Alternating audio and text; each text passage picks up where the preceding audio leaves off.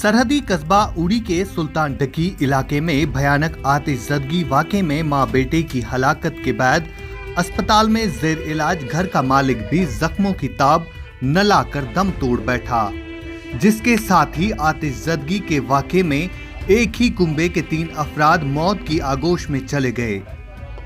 वाज़ेह रहे कि सुल्तान डकी के उड़ी में गुज़िश्ता हफ्ते रोनुमा हुई आग की होलनाक वारदात में 4 अफराद लुक़्म अजल बन गए हैं। अफसोस की बात यह है कि आज तक इंतजामिया की तरफ से कोई भी एहलकार या अफसर ने मुतासरीन के पास आने की जहमत गवारा नहीं की।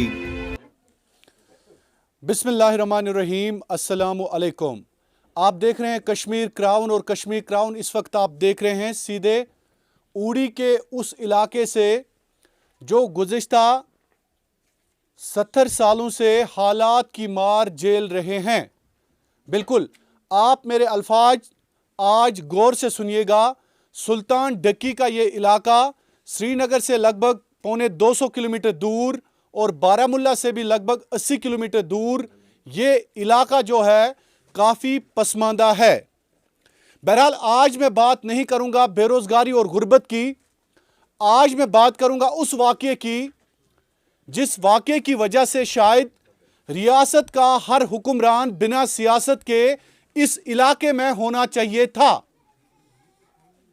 इस वाक़े के बाद 7 फरवरी के उस वाक़े के बाद जब इस इलाके में 4 लोग जिसमें से 2 70 साल बुजुर्ग लोग हैं जल गए और उनकी मौत वाक़ा हो गई, साथ ही साथ 2 नौजवान जो अपने पीछे कई बच्चे छोड़ के चले गए, बेयारो मददगार अपने अहल खाना को छोड़ के चले गए। लेकिन सवाल यह है कि क्या यहां पे कोई सियासतदान आया? जवाब ये लोग दे रहे हैं कि बिल्कुल भी नहीं। सवाल यह है कि क्या रियासत के गवर्नर सिन्हा साहब 2 मिनट के लिए आपसे मैं सीधे तौर पर आज मुखातिब होना चाहता हूं। सिन्हा साहब, 4 लोगों की मौत वाक़ा हो गई। जैसा कि आप कहते हैं कि रियासत जम्मू और कश्मीर का दर्जा अब उत्तराखंड के साथ साथ दिल्ली, बाकी रियासतें जो है मुल्क हिंदुस्तान की, उन्हीं के साथ अब कंपेयर किया जाता है रियासत जम्मू और कश्मीर को। सिन्हा साहब, मोदी जी और अमित शाह जी, अगर ये दर्जा वही है तो इन गरीबों के लिए कम से कम दूसरे दिन 20-20 लाख रुपए फी नफ्स का ऐलान होना चाहिए था, लेकिन आज तक इनको 1000 रुपए भी नहीं मिला है। सच तो यह है कि इस फैमिली के लिए यहां पर इनकी ताज़ियत के लिए, इनके साथ हमदर्दी करने के लिए आज तक आपने यहां पे डिप्टी कमिश्नर बारामूला या डिविजनल कमिश्नर कश्मीर को तक नहीं भेजा है। तो इससे बड़ा अलमिया ये लोग ये कहते हैं कि कोई नहीं शायद इनके लिए होगा। बहरहाल कश्मीर क्राउन की तरफ से हम अहल खाना के साथ ताज़ियत करते हैं, क्योंकि हम बारहा कहते हैं कि कश्मीर क्राउन सहाफ़ती नहीं बल्कि कश्मीर के हर घर की आवाज़ है, कश्मीर के हर घर का एहसास है। हमारी टीम आज यहाँ पे आ गई तो हमने ये सुना कि 4 जानें यहाँ पे ज़ाया हुई हैं। एक शैतान सिफत इंसान मुबैना तौर पर ये कहते हैं, उन्होंने अपने मफाद के लिए यहाँ पे जंगलात के करीब आग लगा दी, जिस आग की वजह से ये 4 जानें जो है वो चली गई और ये आग इस तरह से इन जंगलात में फैल गई कि देखते देखते सारे इलाके को इस आग ने अपनी लपेट में ले लिया है। बहरहाल ज़रूरत इस बात की है कि पुलिस, जो बारामूला पुलिस है, SSP बारामूला और साथ ही साथ जो DSP यहाँ पे हैं, वो जल्द अज जल्द इस हवाले से लोगों की आवाज़ सुने और इन मुजरिमों के खिलाफ सख्त से सख्त कार्रवाई की जाए। और मैं कोशिश करूंगा कि इस हवाले से हम मुकामी लोगों से भी बात करें। मुकामी लोग यहाँ पे हमारे साथ मौजूद है, एक लोकल नौजवान, इनसे मैं बात करने की कोशिश करूंगा। आपने हमें बुलाया और आप बताएं कि हकीकत क्या है, कैसे ये वाक़ा पेश आया। बिस्मिल्लाहिर्रहमानिर्रहीम। सबसे पहले 7 तारीख का दिन था। वो एक ऐसा दिन हमारी ज़िंदगी में पहली बार हमने देखी ऐसी आग नमूदार होती है बसगरां से, और उस आग की लपेट में सुल्तान डक्की के 5 अफराद आ जाते हैं, जो यहाँ से अपना घास माल मवेशी के लिए जो जमा किया हुआ था, पूरे साल की जो उनकी मेहनत थी, उसको बचाने के लिए गए और आग की लपेट में वहाँ पे आ गए और उस आग ने उनको बुरी तरह झुलसा दिया, जिसमें उन 4 की वफ़ात हो गई। एक अभी माजूर हो गया, वो भी आने वाले टाइम में किसी काम का नहीं रहा जी। जिसमें अब्दुल वाहिद थे, जिनके अहल अयाल जो छोटे छोटे 4 बच्चे रह गए उनके पीछे, उनको पूछने वाला कोई नहीं रहा। रोशन जान थी, उनकी वालदा थी, और अब्दुल रशीद खान थे, और साजिद शेख जो एक नौजवान लड़का था वो भी अपनी जान इसमें दे चुके। बिल्कुल।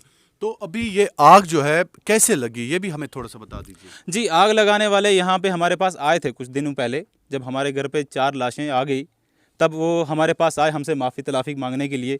बट तब आपको ये दर्द वो नहीं समझ पाएंगे जो दर्द हम पे बीत चुका है। तो अनायत गिलानी नाम करके हैं वो, जिन्होंने ये आग अपने मफाद के लिए वहाँ पे लगाई, और जिसमें ये तो 4 उन्होंने क्यों लगाई? उन्होंने अपना मफाद यही अपने खेत बनाने के लिए आग लगा दी, और उसमें पूरे ये इलाका जला के राख कर दिया। लोग थोड़ा सा लोगों को समझा दीजिए कि खेत कैसे बनते हैं इस आग से। जी देखिए, जहाँ पे झाड़ियाँ वगैरह हो जाती हैं तो वहाँ पे घास वगैरह नहीं होता, घास नहीं उगता है। उन झाड़ियों को जलाने के बाद वहाँ से घास उगाने के लिए उन झाड़ियों को जलाया जाता है। वही झाड़ियाँ जलाने के लिए उसने आग लगाई, जिसमें ये सब आज तक हम नुकसान सुल्तान डकी वाले भुगत चुके। बिल्कुल। और भी लोग हमारे साथ मौजूद हैं। अगर मैं चाहूँगा यहाँ गाँव के बुजुर्ग भी हैं, आपसे मैं बात करने की कोशिश करूँगा। आप अपना नाम बता दीजिए। और मेरा नाम मोहम्मद अशरफ खान है सर। जी सर। तो कैसे हुआ ये वाक़या और क्या हुआ? ये वाक़या इस तरह हुआ सर कि 7 फरवरी का वाक़ा है कि जब आग नमूदार बसगरा से आग नमूदार हुई तो कुछ लोग वहाँ ये लोग गांव के तकरीबन काफ़ी लोग वहाँ चले गए बीच बचाव करने के लिए कि आग पर काबू पाया जाए। लेकिन बदकिस्मती की वजह से आग ने चारों तरफ से लपेट लिया, इनको भाग इधर उधर जाने का मौका नहीं दिया, जिसमें वो जुलूस कर ज़ख्मी मजरूब शदीद तौर पर ज़ख्मी हो गए हैं। वो ज़ख्मियों को यहाँ से उठाकर लोगों ने यहाँ से उठाकर एम्बुलेंस आई, उसमें डालकर उड़ी भेज दिया। फर्स्ट एड उनको उड़ी हुआ, उड़ी के बाद उनको बारामूला रेफ़र किया गया, बारामूला के बाद उनको श्रीनगर रेफ़र किया गया, जिनमें से साजिद अहमद शेख जो है वो सबसे पहले 8 तारीख को वो इस दुनिया फ़ानी से रुखसत हो गए। उसके बाद 14 तारीख को अब्दुल वाहिद ख़ान, जिसका खुदा के बगैर कोई सहारा भी नहीं है, छोटे छोटे बच्चे हैं, एक बच्चा उसका 38 दिन का है। और उसके बाद 16 तारीख को रोशन बेगम जो है वो इस दुनिया फ़ानी से रुखसत हो गई। उसके बाद 18 तारीख को अब्दुल रशीद ख़ान जो है वो रुखसत हो गया। तो ये आग कैसे लग गई? आग बसगरा से नमूदार हुई, बसगरा से नमूदार हुई। वो पता लगने पता बरारी जो है वो जारी है, पुलिस में केस दर्ज हुआ है, पुलिस उसकी छानबीन कर रही है। नहीं, एक नौजवान ने अभी कहा कि कोई वहाँ पे आ गए थे हमारे पास। हाँ, मैं ऐसा ही सुनने में आया कि वहाँ पर वो कुछ अपनी घास का खेत बना रहे थे, उन्होंने वहाँ आग लगा दी, जिसकी लपेट में ये पूरा इलाका जल गया। ठीक है। बिल्कुल। और भी कई एक नौजवान हमारे साथ मौजूद हैं, उनसे मैं बात करने की कोशिश करूँगा। बिल्कुल, आप मेरे पास आ जाइए। आप क्या जानते हैं इस वाक़े के मुतालिक? सर, ये 7 तारीख का इंसिडेंट है। तो ये एक बहुत बड़ा इंसिडेंट हुआ। मेरी एज 32 ईयर हो गई, और ये इंसिडेंट ज़िंदगी में पहली बार मैंने देखा कि 4 आदमी डेथ हो गए, और एक है जिसकी 3 एक घर के सर। और उस बेटे का दर्द हम क्या समझेंगे कि जिसने पहले अपने भाई को और जवान भाई को, जिसके 4 छोटे बच्चे हैं, और सबसे बड़ा जो उसका बच्चा है वो 7 साल का है, उससे छोटे 3 और हैं। तो उसने उस भाई को पढ़ाया लिखाया और जवान भाई को कब्र में डाला। उसके बाद फिर एक दिन बाद उसने अपनी वालदा को फिर वहाँ SMHS में से लिया और फिर कब्र में डाला, और उसके बाद परसों अपने बाप को लाया। तो ये कितना बड़ा इंसिडेंट है। तो ये एक्चुअली सर ये बास्करा से आग लगी है, इसमें कोई मतलब दो राय वाली बात नहीं है। बास्करा से आग नमूदार हुई। उसके बाद इन लोगों के घास वहाँ पे थे, इन लोगों ने माल मवेशी रखा हुआ है, जिसके लिए जिसका घास वहीं हम रखते हैं और बीच बीच में हम लाते रहते हैं। तो जब ये यहाँ से इन्होंने देखा आग ऊपर जा रही थी, ये गए घास को बचाने के लिए, और वहाँ उस वक़्त टाइम लगभग 3-4 बजे का टाइम था। ये नुकसान जो हुआ जंगलात को भी हुआ, जानी नुकसान के साथ? ये आग पता नहीं अभी ऊपर चली गई है, ये कल भी शायद लगी थी। तो ये ऊपर बड़ा नुकसान हुआ सर, घास जल गए, और पूरा हमारा गांव, उसके बाद पूरा हमारा गांव ऊपर था उस ज़मीन में, लोगों के घास भी जल गए और 4 जानें चली गई, एक है उसकी कंडीशन भी बड़ी क्रिटिकल है। तो ये मामला हो गया। अब सर हमारी स्पेशली लेफ्टिनेंट गवर्नर से ये अपील है कि जो वाहिद साहब है उसके 4 बच्चे हैं, उनको रिलीफ मिलनी चाहिए और उनका मुस्तकबिल जो ख़राब हुआ है उसके जो लोग ज़िम्मेदार हैं। मैं भूल गया, कोई आ गया था आपके पास यहाँ पे? एक्चुअली सर एसडीएम साहब यहाँ पे आए, वो जनाजे में भी शरीक हुए और कल मैं उनके पास था। उन्होंने यहाँ से रिटर्न में डीसी साहब को लेटर भी रिकमेंड की, तो एसडीएम साहब यहाँ आए थे। उस वक़्त जब ये वारदात हुई, हमारी जो लोकल थाना है कमलकोट, वहाँ के जो डीओ साहब हैं वो भी आए और पुलिस भी साथ थी। तो अब हम डीसी साहब के पास भी मंडे को जा रहे हैं, तो मेरी डीसी साहब से ये अपील है आपके माध्यम से कि डीसी साहब यहाँ आएँ और इस परिवार के साथ कुछ मदद करें। ये मेरी रिक्वेस्ट है डीसी साहब से। और एसडीएम साहब यहाँ आए थे, हमारी पुलिस इसमें एक केस भी हुआ है जो एसडीपीओ साहब ने परसों प्रेस नोट जारी किया है, उसमें एफएनस ऑलरेडी लगे हुए हैं, तो हम उसमें वो तहकीकात कर रहे हैं। तो मेरी ये भी रिक्वेस्ट है कि इसकी पूरी तो छानबीन ये जो होनी पॉलिटिशियंस है उनमें से कोई आया था? उमर अब्दुल्ला साहब, महबूबा मुफ्ती, अल्ताफ बुखारी साहब या कोई? चाहिए। सर पॉलिटिशियन अभी तक यहाँ कोई नहीं आया, बिल्कुल कोई पॉलिटिशियन नहीं आया। तो मैं उनसे भी रिक्वेस्ट करता हूँ उनको भी इस इंसिडेंट में इन जो ये नुकसान जिस परिवार को हुआ इनकी मदद करनी चाहिए, उनको भी आवाज़ उठानी चाहिए। और ये इंसिडेंट जो लोग कर रहे हैं बार बार हो रहा है, इस पे रोकथाम, इसके लिए एक ऐसा कानून बनना चाहिए ताकि दोबारा ऐसी गलती कोई ना करे। ऐसे लोग नौजवानों की हमें हमारे आंखों के सामने लाशें हमें दफन करनी चाहिए। मुकामी लोगों ने कश्मीर क्राउन के साथ बात करते हुए बताया कि सुल्तान ढक्की इलाके में 7 फरवरी को होलनाक आतिशज़दगी का वाक़ा पेश आया था, जिसमें 5 अफराद झुलसकर जख्मी हो गए थे। आग की वारदात में झुलसकर जख्मी होने वाले तमाम अफराद को इलाज मुआवजा के लिए अस्पताल मुंतकिल कर दिया गया, जिनमें से पहले ही रोज एक जख्मी की मौत वाक़ा हुई थी, जबकि बाद में बेटे की मौत के 2 दिनों के बाद में मां भी जख्मों की ताब न लाकर दम तोड़ बैठी थी और कुंबे का आखिरी अफराद और मालिक घर अस्पताल में जेर इलाज था, जो जुमेरात की सुबह जख्मों की ताब न लाकर दम तोड़ बैठा। मेरा नाम मुफाद अहमद है। ये 7 फरवरी को जल गया था सर। तो कैसे हुआ ये बताया हमें? ये सर मैं गया था घास लाने के लिए, तो वहाँ लग गई आग, उस आग में जल गया सर मैं। तो कितने लोग और थे जो मर गए? उनको आपने देखा कि कैसे क्या? जी हाँ, बिल्कुल देखा था।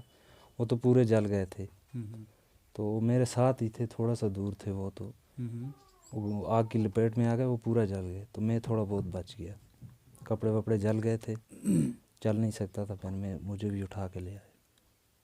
तो आपने अपने आप को बचाने की कोशिश की या उन्होंने नहीं की?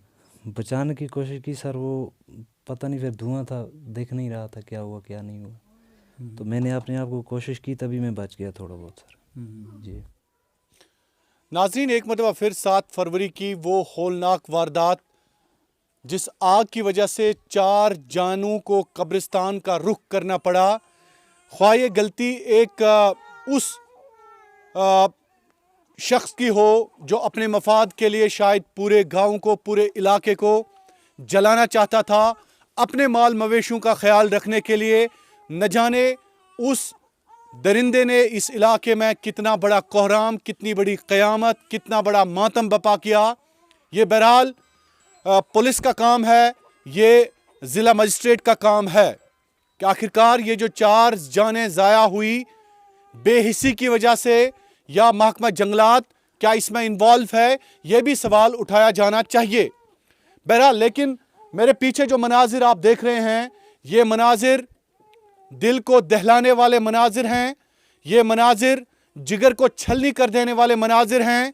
ये मनाजिर एक आम इंसान के लिए किसी क़यामत से कम नहीं है, क्योंकि ये है वाहिद की एहलिया, उस वाहिद की एहलिया जो शायद जंगलात में या अपनी ज़मीन पर इस गर्ज से गया था अपनी घास बचाने के लिए, जब उन्होंने देखा कि इस इलाके में आग जो है बुरी तरह से फैल रही है, जो इनने देखा तो वो दौड़ पड़े अपनी ज़मीनों की तरफ, अपने माल मवेशियों की तरफ, उनको बचाने की गर्ज से। लेकिन उनको क्या पता था कि 7 फरवरी की वो शाम उनकी ज़िंदगी की आखिरी शाम होगी।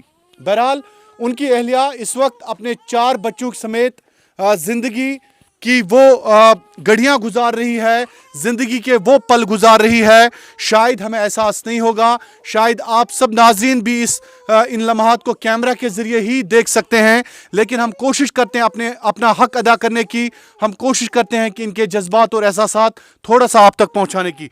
जी, आप मुझे बताएं कि कैसे हुआ ये, और अब आप क्या चाहते हैं, और अपने बच्चों का कैसे आप ख्याल रख रहे हैं? आप मैं कैसे ख्याल रखूंगी, इनका बाप नहीं रहा इस दुनिया में, और मैं इनका क्या करूंगी मैं अकेले में। मेरा परिवार इतना नहीं है जो मेरी मदद करेगा। कैसे करेगा वो मेरी मदद?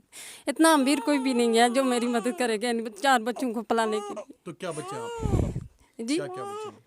जी, बच्चे क्या? बच्चे कितने हैं? 2 बच्चियाँ हैं, 2 बच्चे हैं। अच्छा, तो ये कैसे हुआ, ये वाक़या कैसे हुआ? ये वाक़या हुआ, उधर गए थे ना घास लेने के लिए। मुझे पता नहीं है ना घास। आप अपने बच्चे को पहले थोड़ा सा इनको दिलासा दीजिए, मैं दूसरे से बात करता हूँ, तब तक आप अपने बच्चे को चुप कराइए। तब तक आप बताएं मुझे कैसे हुआ ये? क्या हो गया? एक्चुअली मैं यहीं रहता हूँ सर। मैं यहीं रहता हूँ। एक्चुअली यहाँ खेत में हमारे अचानक से आग लगा दी जाती है सर। एक बंदा जाता है, उसने आग लगा दी। ये अपने खेत को देखने के लिए गए थे, तो इसमें जो अब्दुल वहीद भाई है, तो मतलब ये बच्चों को छोड़ के सर देखिए, इसके छोटे छोटे बच्चे हैं। मतलब एक बेटा इसका सर 30 दिन का बेटा है सर, इसका 5 साल से सारे बेटे इसके छोटे हैं सर। इनको अल्लाह का सहारा और उसी का सहारा था सर। तो ये मतलब अचानक से मतलब आग लगी। ये अपना खेत है सर, हमें पीछे अपना खेत होता है, वहाँ हम घास कटाई करके वगैरह पीछे रखते हैं। तो ये अपने मतलब घास को किसी ने बोल दिया कि आग उधर हो गई, आग लगी अचानक से। तो सर ये वहाँ मतलब देखने गए खेत में, उसका आग की ज़द में आ गए सर। तो इसलिए सर हम आपसे अपील करते हैं, आपका बहुत बहुत शुक्रगुजार हैं कश्मीर क्राउन का सर। आपने पहले भी मतलब बहुत लोगों की हेल्प की है, तो आपके माध्यम से हम ये गवर्नर से अपील करते हैं सर कि इसकी पूरी छानबीन होनी चाहिए सर। क्योंकि आज तक मतलब सर कोई भी मतलब गरीब की मतलब बात सर आप आज तक करते रहे। हमें यकीन है इंशाल्लाह सर आप इन बच्चों का मतलब सोचो सर। क्राउन का बड़ा ज़बरदस्त शुक्रगुजार हूँ। यहाँ पर एक हादसा 7 फरवरी को हुआ। अचानक बसग्रां से एक आग नमूदार हुई, जो काफ़ी तेज़ी से फैल कर हमारे गांव के लोगों ने वहां घास, सर्दियों के लिए माल मवेशी के लिए चारा इकट्ठा किया था।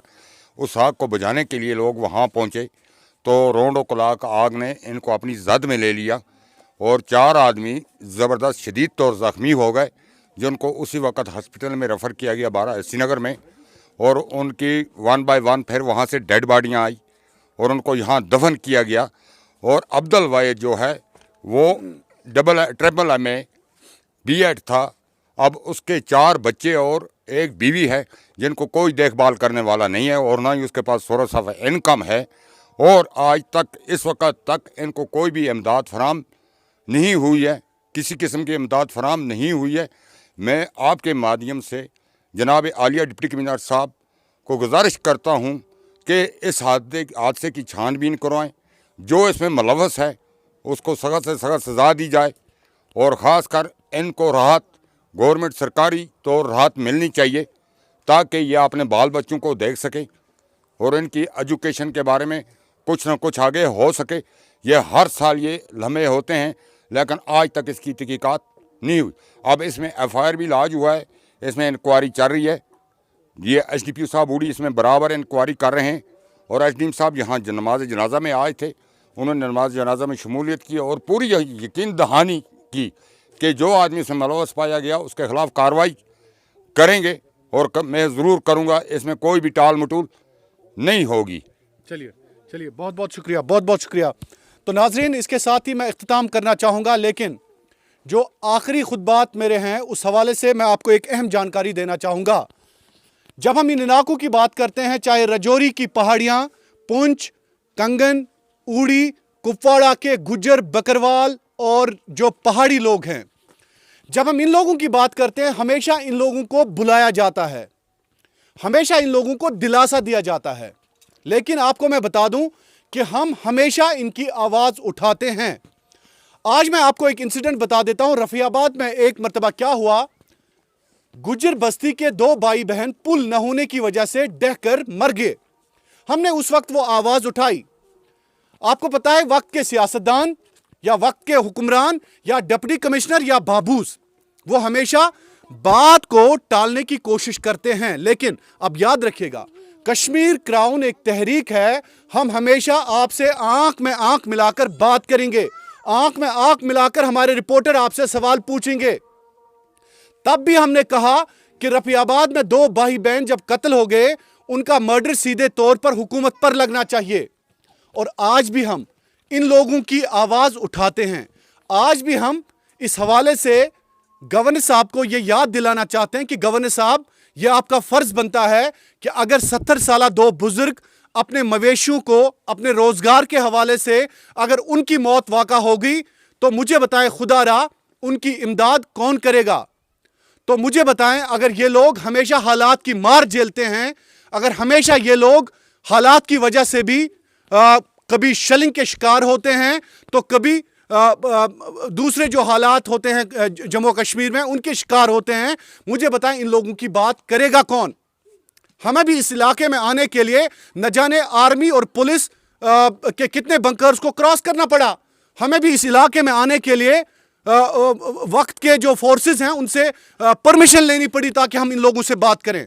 और आज मैं बबांगी दोहल गवर्नर साहब आपसे ये कहना चाहूँगा, आप इन लोगों के घर आ जाइए। कल ही जम्मू से आकर आप बसग्रां, आपको ये इलाका मालूम नहीं होगा, आप डिप्टी कमिश्नर बारामूला से बात करिए, उनको बताइए मुझे बसग्रां जाना है, मुझे सुल्तान डक्की जाना है, मुझे उन दो बुजुर्गों के घर जाना है, मुझे इस जो हमारी बहन है इनके जो शौहर हैं उनका इंतकाल हो गया, वो आग में झुलस गए, इनसे मिलना है, इन बच्चों से मिलना है।